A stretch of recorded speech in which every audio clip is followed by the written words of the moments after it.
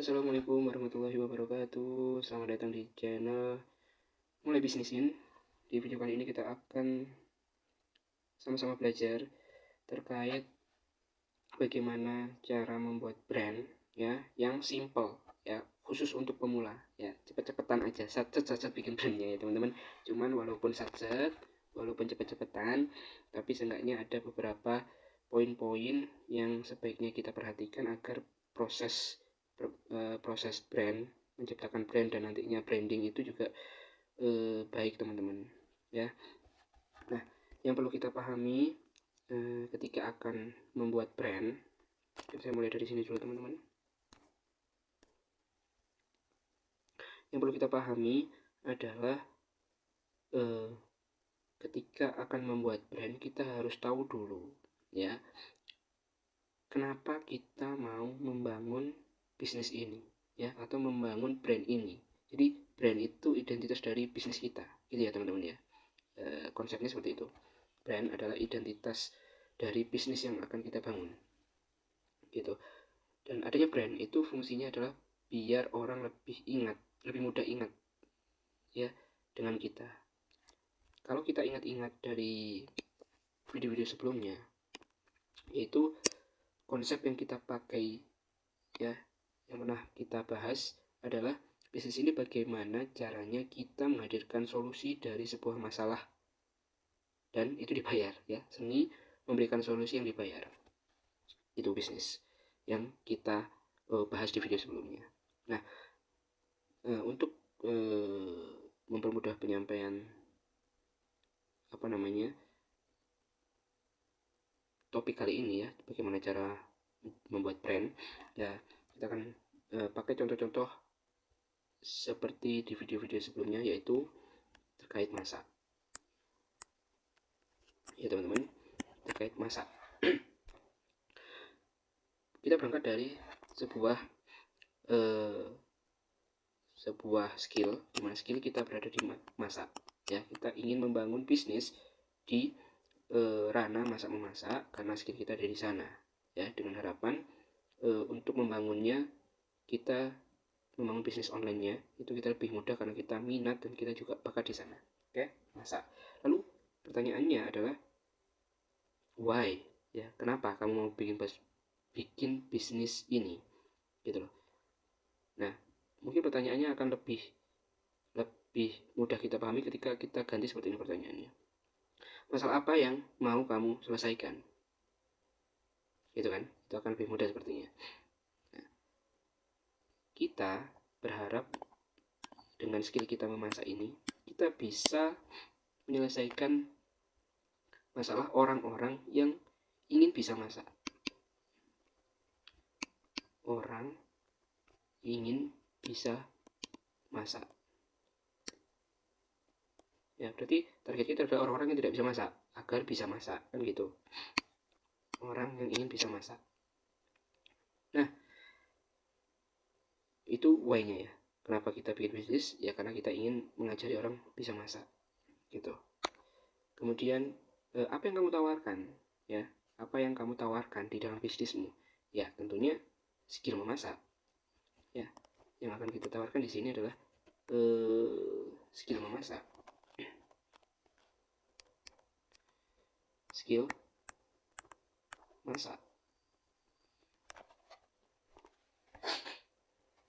memasak ya. Yang kamu tawarkan skill memasak.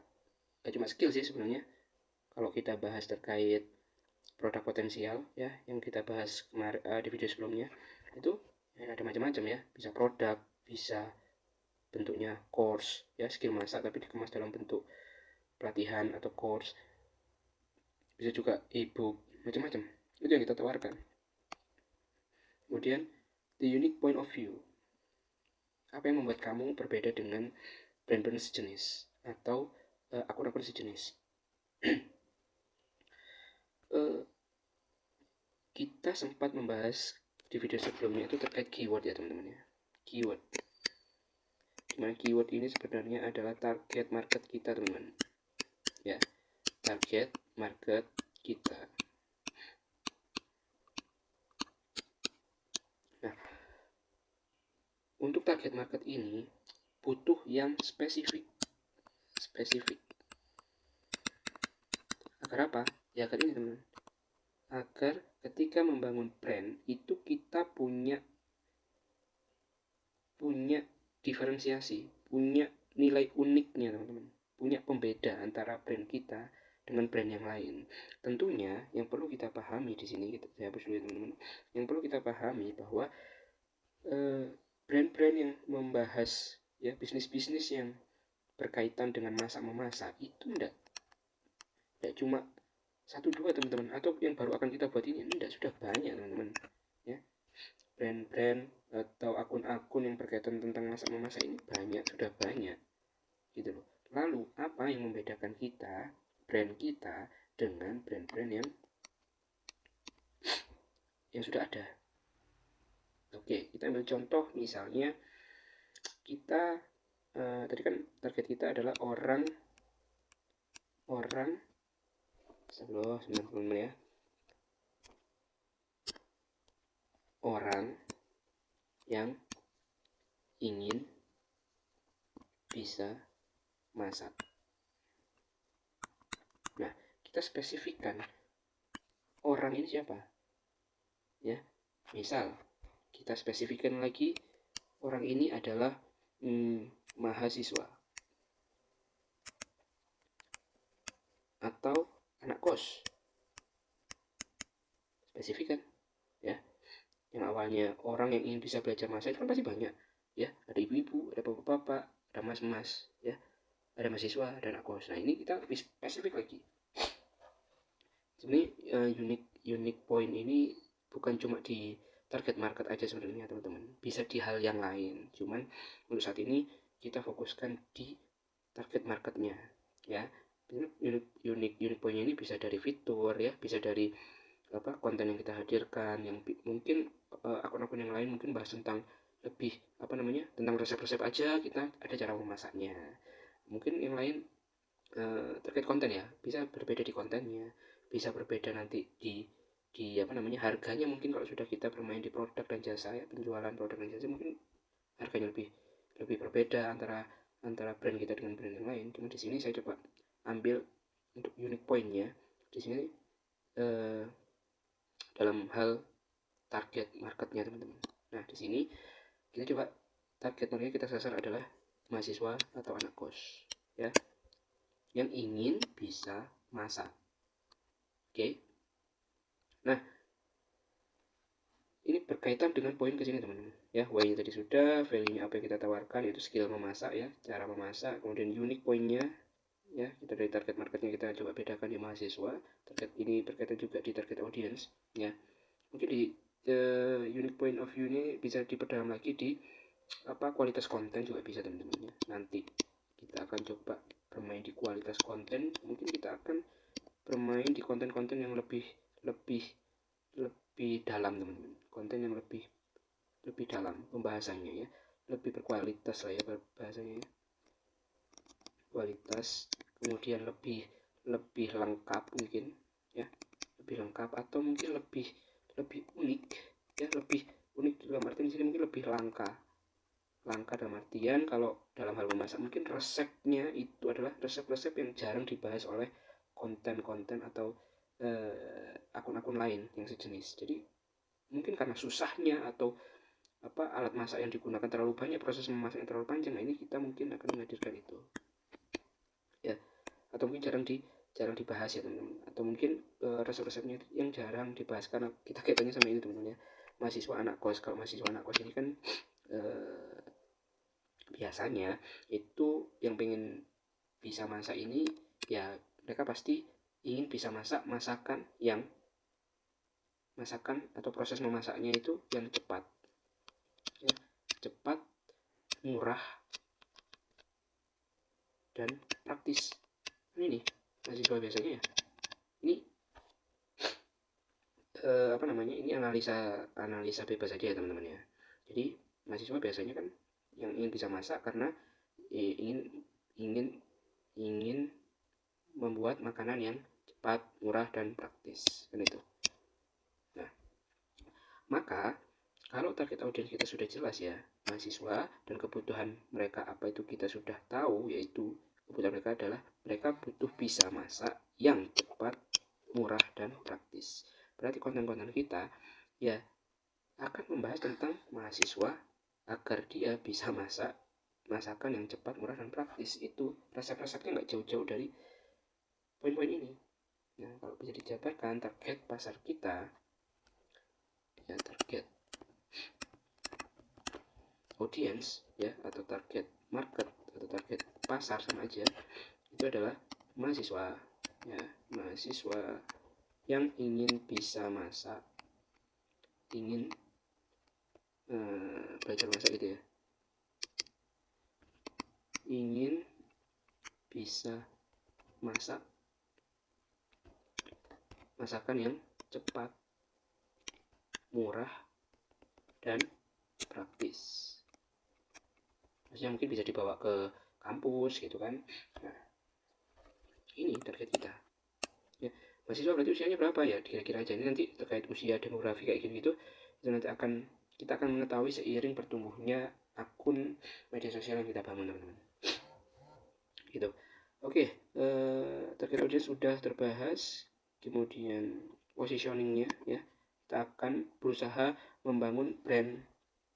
Nah, ini positioning dan ya, kita coba masuk di poin ini ya, positioning. Jadi positioning itu akun kita ini ingin dikenal dengan dikenal seperti apa ya, dipersepsikan orang itu seperti apa, itu positioning.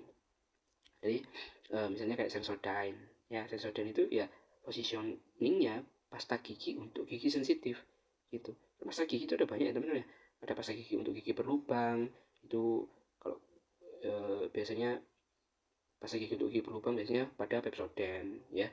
Kemudian pasta gigi yang membuat membuat mulut segar seharian mungkin Close Up ya, atau mungkin positioning pasta gigi yang sensitif ya itu tadi Sensodyne kayak gitu-gitu. Itu namanya positioning. Jadi kita ini ingin dipersepsikan seperti apa oleh target market kita gitu. Value itu yang harus kita ulang-ulang sehingga itu menjadi positioning kita. Nah, target kita membangun akun tentang cara memasak untuk target market mahasiswa yang ingin bisa memasak masakan yang cepat, murah, dan praktis. Oke. Nah, sehingga kita sekarang masuk ke tahapan visual identity ya. Ini terkait logo atau nama dulu deh. Nama apa yang kita gunakan yang berkaitan dengan target market kita ini, teman-teman. Ya, nama, kemudian nanti ada logo ya. Kemudian ada juga nanti mungkin slogan ya. Dan juga ada desain visual. Nah, desain visual ini yang setahu saya teman-teman ya, desain visual. Jadi 4 komponen ini paling enggak yang mendasari kita dalam membangun sebuah brand. Itu ya, ini juga sih teman-teman ya, poin dari 1, 2, 3 ini juga landasan kita juga sebenarnya ya. Oke, kita mulai dari nama, teman-teman. Nama kita misalnya target market kita mahasiswa ya, mahasiswa yang ingin bisa masak. Oke, misal kita pakai nama brand mahasiswa jago masak. Oke, mahasiswa jago masak ya. Ketika akun kita namanya ini ya, kita punya brand ini, sehingga akun-akun media sosial kita semuanya akan menggunakan nama ini, mahasiswa jago masak. Ya pasti orang yang merasa sesuai ya, merasa sesuai dengan target market kita ya mereka pasti akan memfollow, teman-teman. Karena yang pasti nantinya akan memfollow akun ini ya, bisnis ini, brand ini ya pasti mahasiswa yang jago masak. Udah, mayoritas pasti akan mereka juga yang akan follow. Nah, ini makanya trik dalam membuat nama juga penting, teman-teman. Perlu dipelajari juga terkait pemilihan nama brand. Oke. Kemudian logo nanti ya mungkin untuk logo ini ya tentu ada ilmunya sendiri, teman-teman. Cuma secara basic ya teman-teman bisa membuat logonya itu di Canva ya, canva.com. Itu nanti teman-teman tinggal search aja logo, di situ akan muncul template banyak banget. Nah, itu tinggal teman-teman sesuaikan aja Ya, mungkin bayangan saya untuk logo nama brand kita ini ya, Mahasiswa Jago Masak ini mungkin ada topi toga gitu ya, topi toga hitam ya. Nah, itu mahasiswa. Terus mungkin ada di bawahnya ada wajan gitu ya, dan spatula yang menyilang gini teman-teman, saling menyilang gini. Kemudian ada tulisan Mahasiswa Jago Masak misalnya gitu teman-teman. Ya sudah, ini logonya. Nanti di setiap konten, di setiap video, ini logo harus muncul ya, biar orang-orang ingat.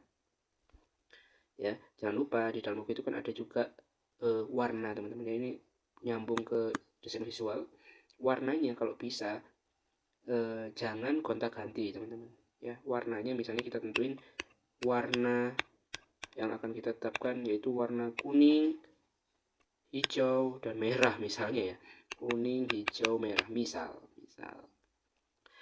Ya sudah, berarti logonya akan mengandung 3 warna ini, dan nanti konten-konten yang akan kita buat juga ya mungkin latar belakangnya, warna fontnya ya itu gak akan jauh-jauh dari 3 warna ini gitu teman-teman ya. Nah, terkait warna ini sebenarnya ada ilmunya sendiri teman-teman. Warna, ada psikologi warna kalau di dunia bisnis ya. Misalnya nih kayak kalau teman-teman lihat brand seperti McDonald itu kan warnanya atau brand-brand lain ya, atau KFC itu kan warnanya yang mendominasi merah ya, atau kalau nggak gitu kuning ya. Nah, konon katanya secara konsepnya warna merah dan kuning ini cukup menarik buat orang-orang yang lapar gitu teman-teman ya, cukup menarik gitu. Nah, cukup memberikan ketertarikan pada orang yang sedang lapar sehingga mau mendatangi brand itu gitu loh. Jadi mudah ingat ketika lapar, ya sudah cari sesuatu yang warna merah dan kuning. Ya, mungkin konsepnya seperti itu teman-teman. Yang jelas itu ada ilmunya. Silakan teman-teman cari cari ilmunya di media sosial. Insya Allah sudah banyak di YouTube, sudah banyak terkait ilmu-ilmu tentang brand. Di sini kita belajar tentang basicnya saja ya. Kita coba menciptakan brand dengan cepat ya, satu penting jadi dulu gitu, nanti sambil jalan sambil kita sempurnakan gitu teman-teman. Ini masuk ke desain visual. Selain warna juga mungkin font ya. Nanti fontnya teman-teman kalau bisa, kalau dalam bikin konten ya fontnya ya kalau bisa jangan berubah-ubah teman-teman ya. Fontnya sama terus, misalnya Times New Roman ya, ya sudah pakai Times New Roman terus, jangan berubah-berubah, konsisten ya sih. Harapannya apa? Agar orang itu mudah ingat ya. Kalau ingin belajar masak yang cepat, murah, dan praktis, ya sudah follow akun Mahasiswa Jago Masak yang warnanya kuning, hijau, dan merah misalnya gitu. Akan mudah direkomendasikan oleh orang lain, disuarakan orang lain, dipublikasikan orang lain, lebih mudah teman-teman. Ketika hal itu, proses branding itu dilakukan secara kontinu gitu ya teman-teman ya. Oke, kita coba lihat dari sebuah akun untuk melihat untuk studi kasus ya teman-teman, dari apa yang sudah kita pelajari. Ini ada akun namanya Kasih Solusi teman-teman ya, ada akun namanya Kasih Solusi. Di sini kalau kita lihat dari logonya teman-teman ya. Logonya ini ya, logo, lihat warnanya biru dan ada logo kunci di sana, warnanya putih ya. Ini nama brandnya adalah Kasih Solusi ya. Dengan logo kunci ini sangat berkaitan teman-teman ya, sangat relate. Solusi, key, kunci dari sebuah permasalahan adalah solusi. Yes, mungkin seperti itu ya teman-teman ya. Menerjemahkannya mungkin seperti itu. Kemudian di sini ada slogan ya. Slogan bantuin UMKM naik kelas dengan belajar lewat podcast ya, karena memang konten-konten yang dihadirkan rata-rata dari podcast ya teman-teman ya. Belajar bisnis, value dan lain-lain, value kehidupan dan lain-lain, bisa teman-teman lihat di konten yang dihadirkan dari Kasih Solusi. Lihat proses brandingnya teman-teman, lihat proses brandingnya. Warna biru dan putih itu selalu muncul ya, selalu hadir di setiap konten ya, di setiap konten. Bukan di setiap konten juga ya, maksudnya mayoritas kontennya Kasih Solusi ini pasti warnanya biru putih pasti ada gitu. Ini salah satu bentuk branding. Coba kita lihat di highlightnya, biru putih, ini akan mudah diingat. Kemudian lihat websitenya, kasih solusi, bagian dari branding ya teman-teman ya, agar mudah diingat. Jadi kasih solusi itu diulang-ulang katanya, diulang-ulang juga desain visualnya, sehingga lebih cepat orang itu mengenal brand kita gitu teman-teman. Oke, mungkin itu dulu ya terkait brand dan bagaimana cara menciptakan brand ya. Nanti karena kita tadi sudah di video ini pakai studi kasus tentang masak ya, kita tadi menggunakan apa tadi teman-teman, nama brand atau nama akun mahasiswa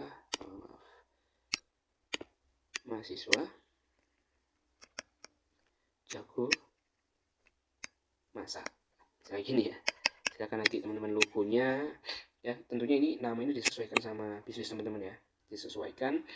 Terus kita nanti silakan teman-teman buat logonya ya, kemudian buat juga akunnya ya, buat akun mulai dari Gmailnya. Saran saya pakai Gmail teman-teman, karena nanti insya Allah kita akan memanfaatkan ekosistem Gmail atau Google ya, seperti mungkin Google Site, Google Form ya, Google Doc, itu akan kita gunakan.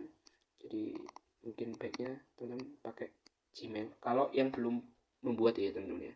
Kalau belum benar-benar belum punya bisnisnya, belum mulai sama sekali, silahkan untuk membuat Gmailnya. Nama Gmailnya bisa disesuaikan, misalnya mahasiswa jago masak @gmail.com bisa. Nanti baru Gmail jadi, silahkan buat akun Instagramnya, akun YouTube, dan juga akun Facebook, dan juga TikTok. Nah ini kalau saran saya dari sekian banyak kan media sosial banyak ya, ada Pinterest dan lain-lain, cuma yang info yang saya tahu yang lagi bagus-bagusnya itu di IG, YouTube, sama TikTok. Nah, silahkan teman-teman prioritaskan, atau mungkin mau fokus di salah satu juga boleh, tidak masalah. Atau mau di YouTube, mau sekalian nanti monetisasi juga boleh, di IG juga boleh, tidak masalah. Karena konten yang bisa kita produksi untuk Instagram itu lebih variatif ya. Di situ ada single post, ada carousel, ada video, reel ya, macam-macam, story ya, bisa. Di TikTok ya video tentunya ya yang harus kita produksi nantinya. Silakan nanti teman-teman tentukan aja mau pakai media sosial yang mana, sama aja ya, mau semuanya juga boleh ya. Sebenarnya IG, YouTube, TikTok ini ada satu format yang hampir sama ya, yang bisa kita satu kali produksi bisa posting di 3 tempat ini ya, yaitu berupa video.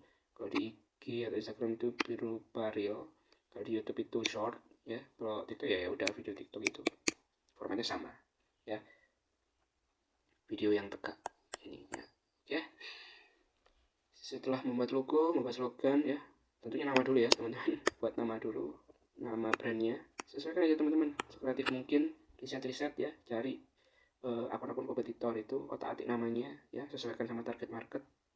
Ingat target market ya, target market. Kemudian logonya, warnanya, desain visualnya sesuaikan juga, nggak apa-apa sama target market. Misal target marketnya cewek banget, ya sudah buat warnanya kecewek-cewekan gitu ya, pastel, pink, ungu lembut ya, ungu soft kayak gitu.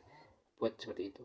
Kalau laki banget brandnya, misalnya tentang laki-laki banget target marketnya, udah buat yang mungkin ya cowok banget, hitam ya, warna-warna kuat gitu ya.